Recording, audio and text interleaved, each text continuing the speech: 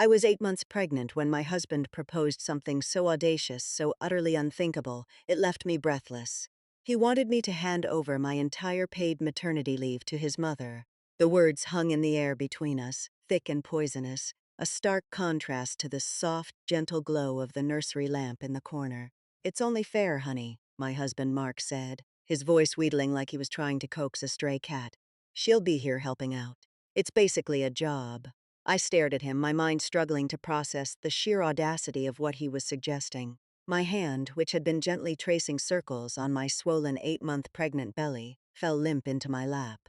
I was feeling the baby kick, a happy little flutter that had been the highlight of my evening. Now my stomach was a lean knot of dread. He couldn't be serious. He simply couldn't.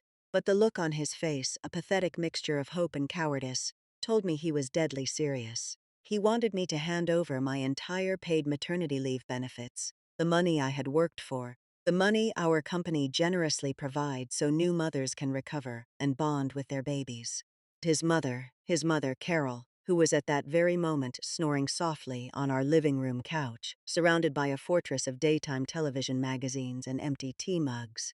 It had all started 3 months ago with a frantic phone call. Mark came home from work, his face pale. "Mom's been evicted," he'd said, running a hand through his hair. "The landlord sold the building. She's has to be out by the end of the week, and she has nowhere to go." My heart went out to her. It really did. Carol had always been difficult, but the thought of her being homeless was horrible.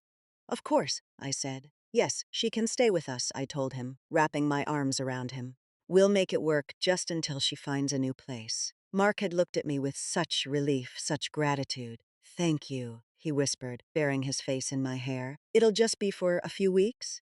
A month tops, I promise." That promise, I now realized, was worth about as much as a chocolate teapot. A month tops had turned into 3, with no end in sight. Her arrival was less like a guest coming to stay, and more like an occupying force. The living room, our shared space where we watched movies and I did my pregnancy yoga, was now officially Carol's room. Her belongings exploded from a single suitcase into a sprawling territory of clutter. Her shows were always on the TV, blaring at a volume that rattled my teeth. The scent of her particular brand of lavender air freshener, which she sprayed obsessively, clung to everything and made my morning sickness 10 times worse. At first, I tried to be accommodating. I'd make her tea, ask about her apartment search, and listen patiently as she recounted every minor ailment and perceived slight she'd suffered that day. But her apartment search consisted of her circling listing paper and then sighing about how everything was just too expensive or not quite right. She made no calls. She filled out no applications. She just stayed. Worse than the mess and the noise were the comments. The constant, unending stream of passive-aggressive little digs, all delivered with a sweet, concerned smile.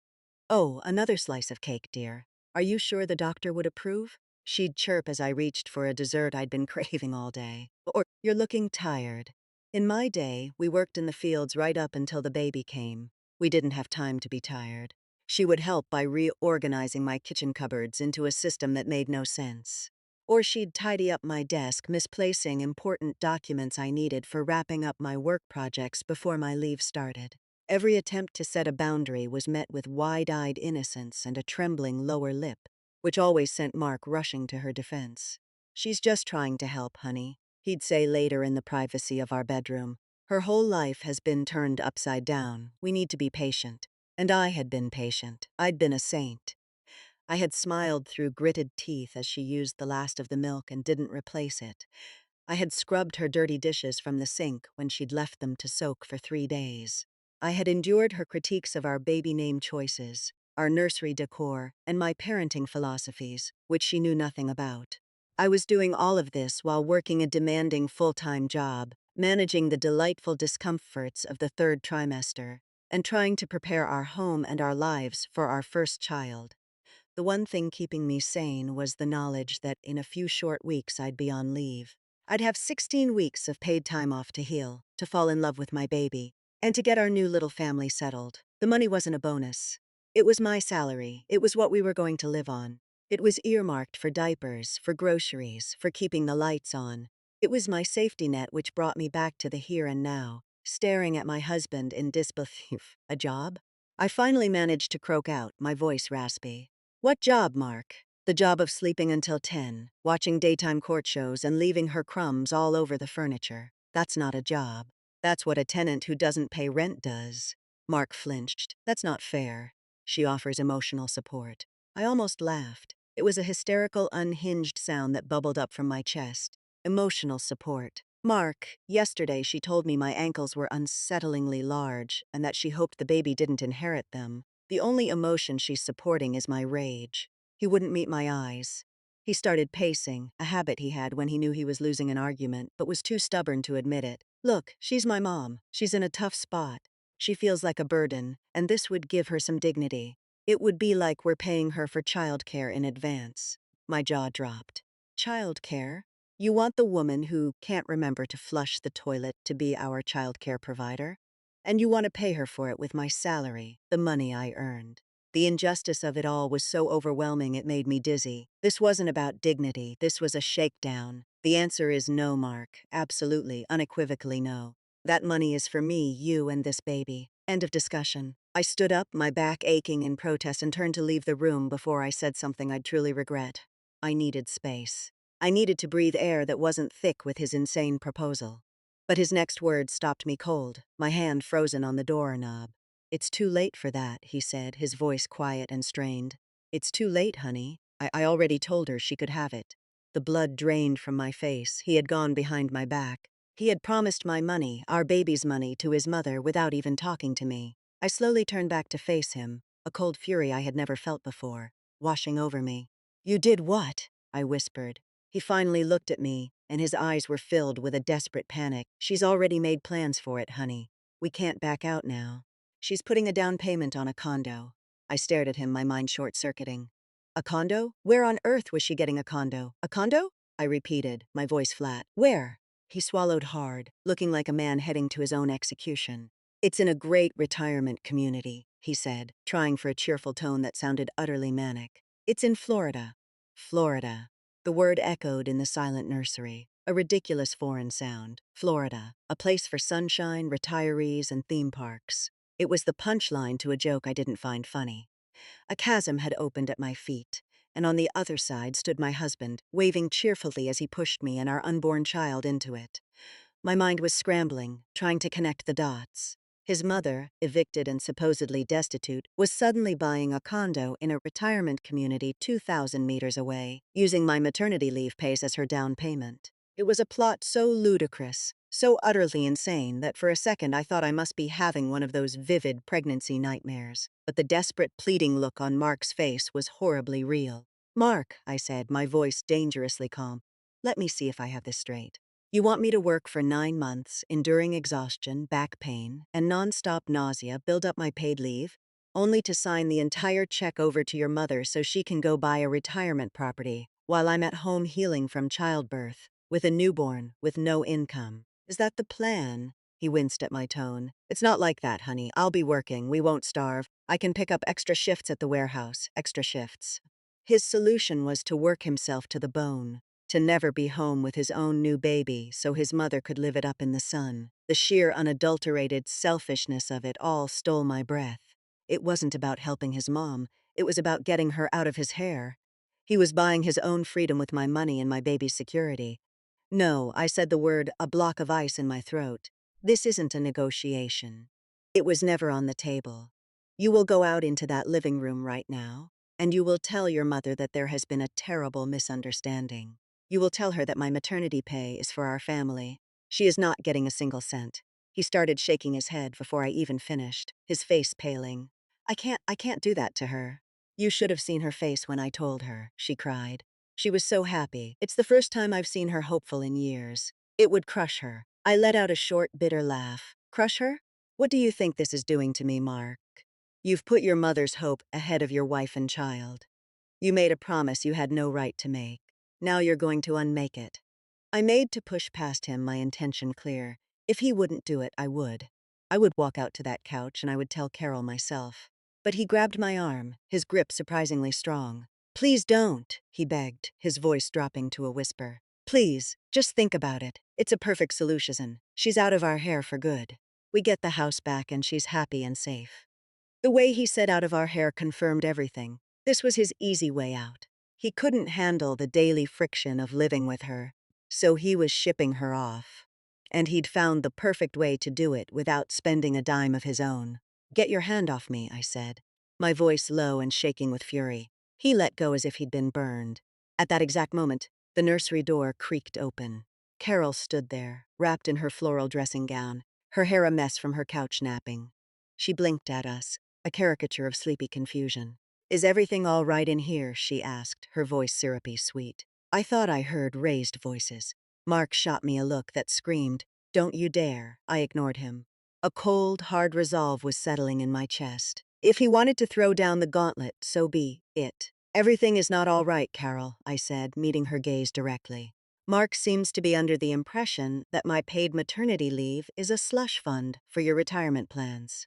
Carol's eyes widened, and she brought a delicate hand to her chest, a perfect picture of wounded innocence. "My retirement plans? Oh, dear girl, I wouldn't dream of it. This is simply a little loan to help me get on my feet." Mark explained it all. "You get 16 weeks of pay, but you'll only be recovering for 6 or 8. So I'd just be borrowing the other half. I'd pay it back, of course. Eventually. The word hung there, utterly meaningless. But the new detail she'd just revealed sent another shockwave through me. He hadn't just promised her the money, he'd explained it. He'd sat down with her and broken down my benefits package, carving it up like a pie and deciding which slice she was entitled to. Before I could respond to that fresh betrayal, Carol's face lit up, a genuine greedy glint in her eyes. "Oh, I am just so excited. I was looking at the brochures online. The community is called Paradise Palms. It has 3 pools, a golf course, and weekly bingo nights. I've already put a hold on a lovely little 1-bedroom unit with a screened-in porch. The agent, bless his heart, said a deposit would secure it by the end of the week." She was rambling, lost in her Florida fantasy, a fantasy built on the foundations of my hard work. Mark was just standing there, frozen, useless. It was 2 against 1, and they had a plan. "The only thing Paradise Palms is getting is a phone call canceling that hold," I said, my voice ringing with a finality that surprised even me. "You are not getting my money, Carol. Not $1. Her smile faltered, her eyes darted to Mark, her lower lip beginning to tremble. "Mark? What is she talking about? You promised." He wouldn't look at either of us. He just stared at the floor like it held the secrets to the universe. Fine. If he was going to be a coward, I would be the adult. "The money is for the baby," I said, my hand instinctively going to my stomach. "It's for diapers and formula if I need it, and our mortgage payments, it's our survival fund." Carol's eyes narrowed. The sweet old lady act vanishing in an instant, replaced by something cold and hard. "So, what am I supposed to do? Live on the street? Is that what you want?" "I want you to get a job like every other able-bodied 64-year-old, I retorted, my patience completely gone. This was it, the point of no return. But Mark finally spoke, his voice sounding hollow. "It's already done," he mumbled. I frowned. "What's done? You telling her she could have it?" "We've established that, and you're going to undo it." He shook his head slowly, finally lifting his gaze to meet mine. There was a look of pure terror in his eyes. "No," he said, his voice cracking. "I to show her I was serious. To get the deposit paperwork started. I moved the money this morning from our savings. I felt the room tilt. Our savings, the joint account where we'd been putting every spare dollar for the last 2 years, the baby emergency fund. It held just over $16,000, almost the exact pre-tax amount of my maternity leave payout, which we were saving for a down payment on a bigger house one day. It was our future. "You did what?" I whispered, my heart hammering against my ribs. "You can't just move that much money. The bank would call me. It's a joint account." He looked down again, shame radiating off him in waves. "I told them you were in the hospital," he said, his voice barely audible, "a pregnancy scare, and that you told me to do it." He paused, then delivered the final fatal blow. I transferred it to her account. A roaring sound filled my ears like the ocean being sucked into a vacuum. The walls of the nursery, painted a soft, cheerful yellow, seemed to pulse and close in on me. He had transferred it, all of it. Our entire savings, the nest egg we had so carefully and painstakingly built, was gone. It was sitting in Carol's bank account, earmarked for a screened-in porch in a place called Paradise Palms. And he had used our baby, a supposed pregnancy scare, as a cover to commit the most profound betrayal I could have ever imagined. He hadn't just stolen money. He had stolen our future, our security, our trust, all in one swift, cowardly electronic transfer. You lied, I stammered, the words feeling foreign and clumsy in my mouth. You lied to the bank. You lied about me, about our baby being in danger. He had the decency to look ashamed, his face crumbling. But Carol, standing in the doorway, showed no such remorse. A smug, triumphant smile played on her lips. She had won. The money was hers now, safe in her account. The battle was over in her mind. Now, let's not be dramatic, she said, her voice dripping with false concern. It was just a little white lie to expedite things. Mark knew how important this was for my well-being. He was being a good, beautiful son. A sound escaped my throat, a guttural noise of pure rage. I pointed a shaking finger at her. You get out, I seethed. Get out of my house now. She raised her eyebrows in mock surprise. Your house? I seem to recall my son's name is on the mortgage too, and he has invited me to stay. She glanced at Mark, a silent command in her eyes. Mark, my husband, the man who had vowed to love and protect me, just stood there, a puppet with his strings cut, utterly and completely broken by his own weakness. He couldn't even look at me. Mark, I said, my voice dropping to a dangerous whisper. Tell your mother to leave. He shuffled his feet. Honey, it's late. Where would she go? Let's all just calm down and we can talk about this in the morning. Talk? I shrieked, the sound tearing from my lungs. There is nothing to talk about. You stole $16,000 from us, from your own child. There is no talking our way out of that.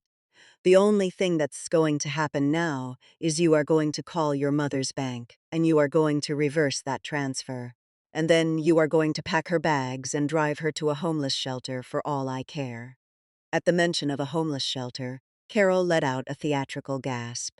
You see, Mark, you see how cruel she is? I told you she didn't have a good heart. She's trying to throw a poor old woman out onto the street. This was it. This was the moment everything crystallized. It wasn't just Mark being weak. This was a coordinated attack. They had planned this. She had been working on him for months, planting seeds of resentment, painting herself as a victim, painting me as the enemy.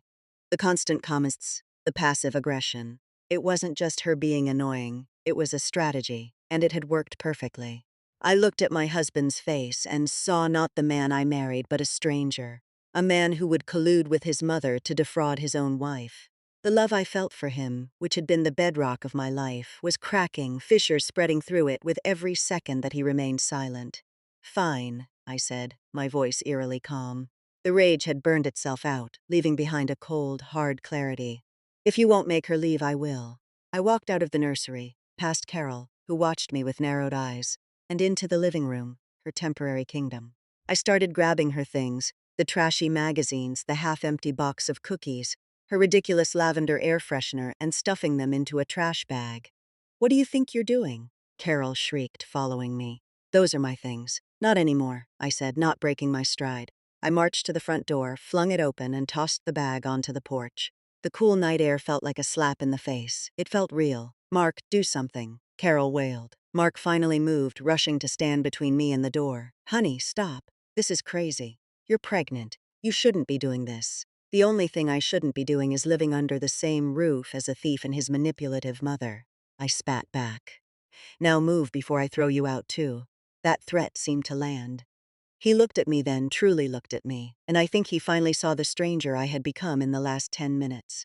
The woman he had known, the patient, accommodating wife, was gone. In her place was a pregnant Wolverine backed into a corner, and I was ready to fight. I went back for her suitcase. It was surprisingly heavy. I dragged it across the living room floor, the wheels squeaking in protest. Here's your bag, Carol, I said, shoving it toward the open door. Now get out of my home before I call the police and have you removed for trespassing and theft. Her jaw dropped. You wouldn't dare. Try me, I said, pulling my phone from my pocket. Her eyes flickered with genuine fear for the first time. She knew I meant it. She looked at Mark, expecting him to intervene, to save her. But he was just staring at me, his face ashen, his eyes wide with a horrified understanding of what he had done. He had pushed me too far. He had broken something that could never be repaired. Carol, realizing no rescue was coming, snatched her purse from the couch. Her face was a mask of pure hatred. You will regret this, she hissed. You'll be a terrible mother.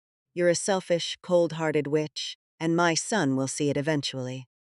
She grabbed her suitcase and stormed out, slamming the door behind her with a force that rattled the windows. And then there was silence, a thick, suffocating silence that filled the space where her presence had been. It was just me and Mark, standing in the wreckage of our marriage. He finally spoke, his voice a whisper. "I'm so sorry."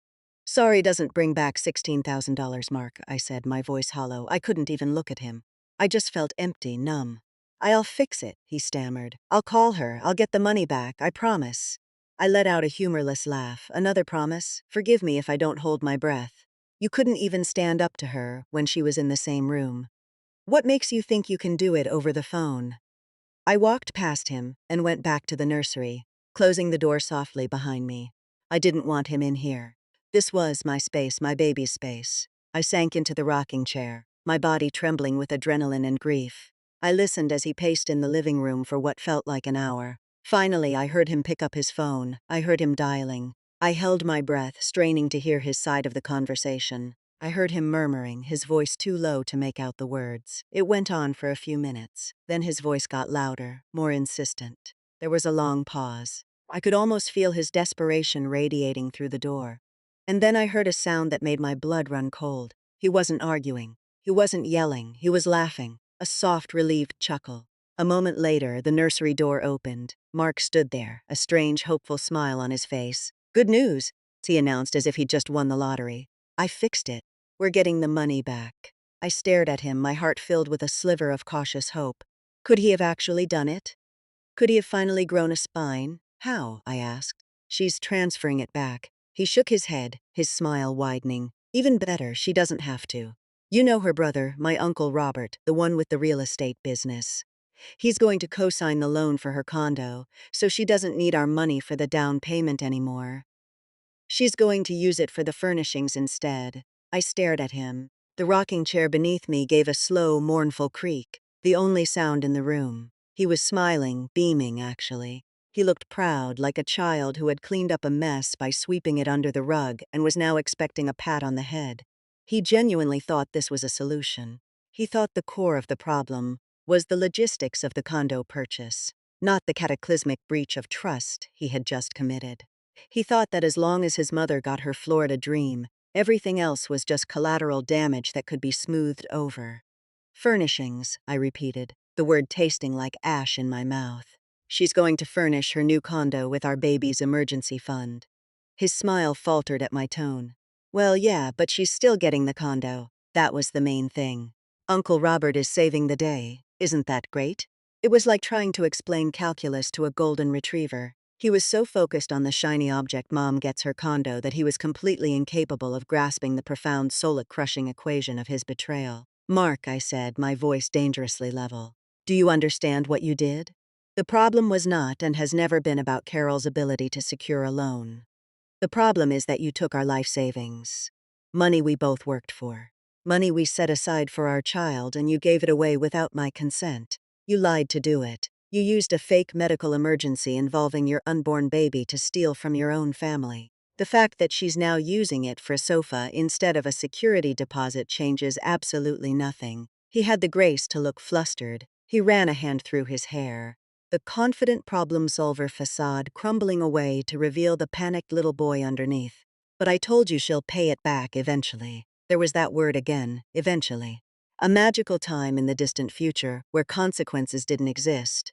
When she wins the lottery, when her bingo winnings finally add up to $16,000, she hasn't had a steady job in 20 years. She has no income. How exactly is this loan going to be repaid? He didn't have an answer. Of course he didn't, because there wasn't one. This was never a loan. It was a gift, a tribute, an offering he had placed at the altar of his mother, and he had paid for it with the sacred trust of our marriage. "I don't know," he mumbled, looking at the floor again. "We'll figure it out." "No, we won't be figuring anything out," I said, the decision solidifying in my mind with a cold, terrifying certainty, because there is no we anymore. Not after this. His head snapped up, his eyes wide with disbelief and horror. "What are you saying? You can't mean that. We're having a baby." "Yes, I am having a baby," I corrected him. "And I will not raise that baby in a home with a man I cannot trust. A man who would so easily and so completely put his mother's wants before his child's needs. A man who would steal from his own family and lie to his wife's face. That is not a partner. That is not a father." The words hurt to say. each one a small tear in the fabric of the life I thought we were building. But they were true. The man I had married, or the man I thought I had married, was gone. This person standing in front of me was a stranger, and I was suddenly deeply afraid of him. Afraid of his weakness, of his inability to stand up for us, of what he would be capable of sacrificing next to appease his mother, our son, our home. "Please don't do this," he begged, taking a step towards me. Tears were welling us in his eyes. "It was a mistake, a stupid, terrible mistake. I know that now. I'll do anything to fix it. I'll call her back. I'll demand the money." "It's too late, Mark," I said, standing up from the rocking chair and holding my belly as if to shield our child from his toxicity. Snorts. "Even if you got the money back right this second, it wouldn't change what you did. You showed me who you are. You showed me where your loyalties lie, and they're not with me." I walked to the small closet in the nursery and pulled out an overnight bag I had packed weeks ago, my just-in-case hospital bag. I started emptying it, tossing out the tiny onesies and the nursing pads, my hands moving with a grim robotic purpose. "What are you doing?" he asked, his voice thick with panic. "I'm leaving," I said simply, not looking at him. "I'm going to my sister's house. I need to be somewhere safe. Somewhere I can think. Safe. You're safe here." "I would never hurt you," he cried, a note of hysteria creeping into his voice. I finally turned to look at him, my eyes cold. "You already have. You've hurt me in a way that's deeper than any physical blow. You've destroyed my sense of security. You've proven that when it comes down to it, you will always choose her over me. How can I ever feel safe with you again? How can I sleep at night wondering what else you've promised her behind my back? What other piece of our life you're willing to carve off and hand to her?" He had no answer. He just stood there weeping silently as I packed my bag with toiletries and a change of clothes. The reality of his actions was finally crashing down on him, but it was far too little, far too late. I zipped the bag and walked towards the door. He moved to block my path again. "Please," he whispered, his face streaked with tears. "Just one more chance. Let me prove to you that I can be the man you married." The plea hung in the air. For a fleeting second, I almost wavered. The thought of walking out that door, 8 months pregnant and alone, was terrifying. But then I pictured Carol's smug face and the image of my entire savings account being drained, and the cold resolve returned. "The man I married wouldn't have let it get this far," I said softly. "Move, Mark." He didn't. He just stood there, a pathetic, weeping obstacle. I sighed, my energy completely depleted. I didn't have the strength for a physical confrontation. "Fine," I said. "Stay there. But I'm making a phone call." I pulled out my phone again. He watched me, a confused, hopeful look on his face, as if he thought I was calling a marriage counselor.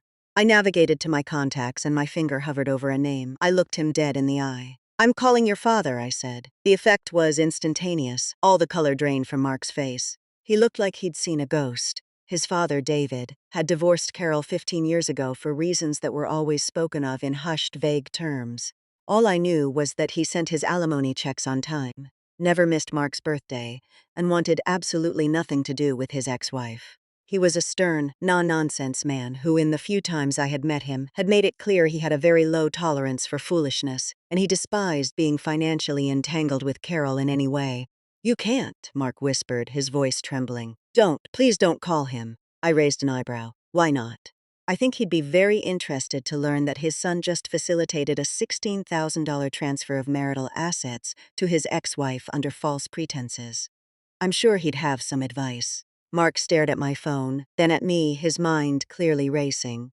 The fear in his eyes was a different kind of fear now. It wasn't the fear of losing me, it was the fear of his father. He swallowed hard, then slowly, reluctantly stepped aside.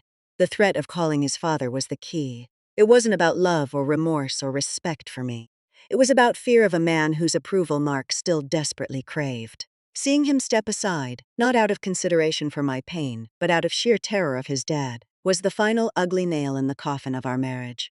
I walked past him without a word, my overnight bag clutched in my hand, and didn't look back.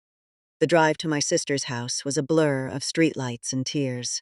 I explained the whole sordid story to her between sobs, and she just held me, her anger on my behalf, a comforting, protective warmth. I spent the first night there in her guest room, my phone buzzing incessantly on the nightstand with texts and calls from Mark. I ignored every single one. I needed silence.